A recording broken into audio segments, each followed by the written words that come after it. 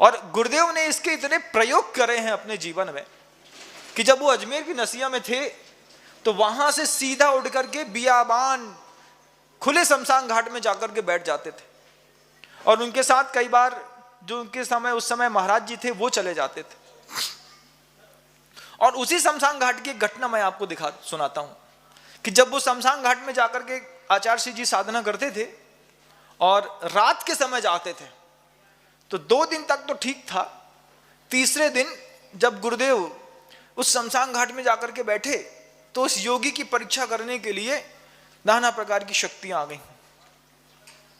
बिल्कुल यथार्थ घटना है बंधु।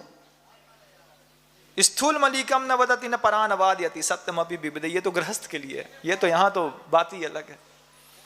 तो पूज्य मुनि श्री भूत बली सागर जी महाराज के मुख से यह प्रसंग हम लोगों ने सुना, क्योंकि वो उस समय आचार्य जी के पास थे और उस समय का समय था, हम लोग तो थे नहीं।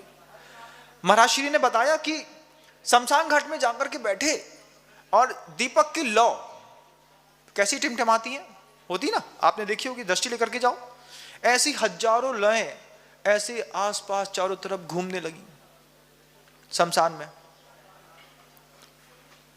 रात हो गई थी, शाम हो गई थी, अब शाम के समय पहुंच गए, हजारों लौएं ऐसे चक्कर लगाए। फिर क्या, आचार्य जी ने बस एक इशारे में सारे साधकों को कहा, देखो घबराना मत, थोड़ी सी परीक्षा है लेकिन आनंद बहुत आएगा। तो तीसरे दिन आचार्य जी की ऐसी परीक्षा हुई वहां पर, और ऐसी ऐसी लौ की बत्तियां चारों तरफ घूमने लगी। सारे महाराज तो नमो रिंताणम नमो सिद्धाणम नमो आर्याणम नमो वज्राणम नमो सब सावणम चल रहा है। आचार्य जी बिल्कुल शांत निराकुल होकर के बैठे हैं। जो वहां का जो भी देव रहा हो वो देख रहा है कि ये योगी हैं।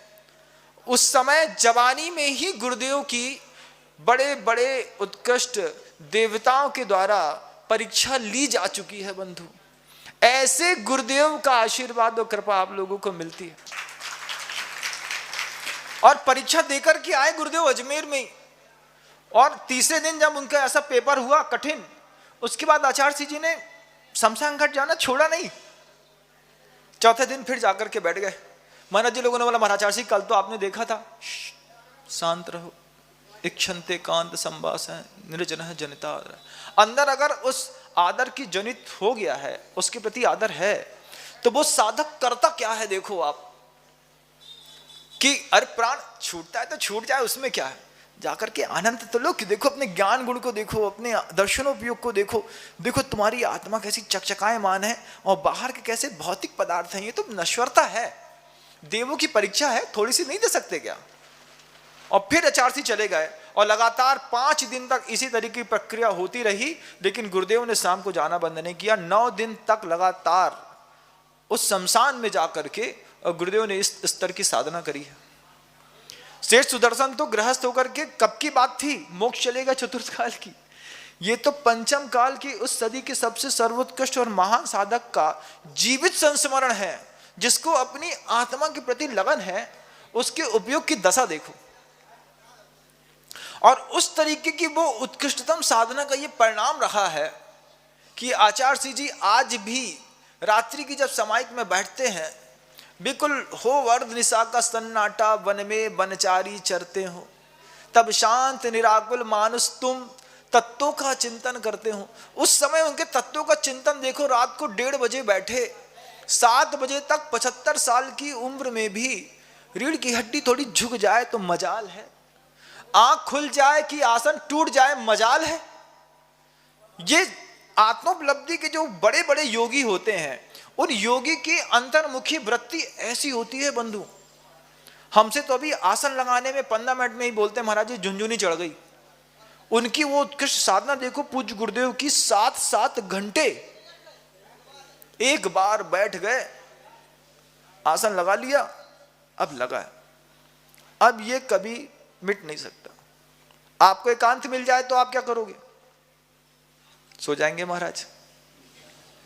थोड़ी सी भी टाइम मिला, फुर्सत है, आंख बंद करी, सो गए। लेकिन ये जो आत्मा को जानने वाला वो जो साधक है ना, ये शमशान घाट में जाकर के सोता नहीं है।